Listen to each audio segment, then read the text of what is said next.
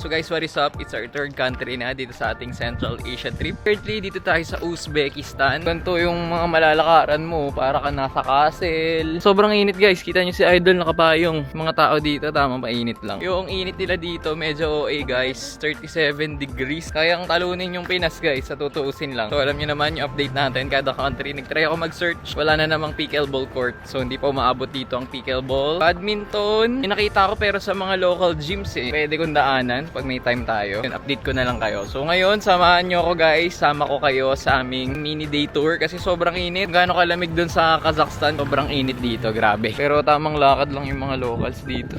Tawag dito ay prison. Zindon Prison. Prison kasi to guys noong 1800s hanggang mga early 19. Actual photo nila. Mamaya papakita ko itsura dun. Ito guys, yung isa sa sample. Pero ito ata yung real life na pinaganuhan talaga nila. Dito tayo sa next stop natin. Hindi na tayo papasok dyan, pero mosque yan. Ito yung Colon Minaret.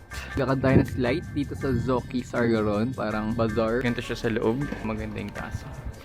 Ongos. Time check, 12:44. And lunch natin, plov. Ganda dito sa loob. Ito guys, yung national food nila, yung plov. Ang price niyan, around 200 pesos each.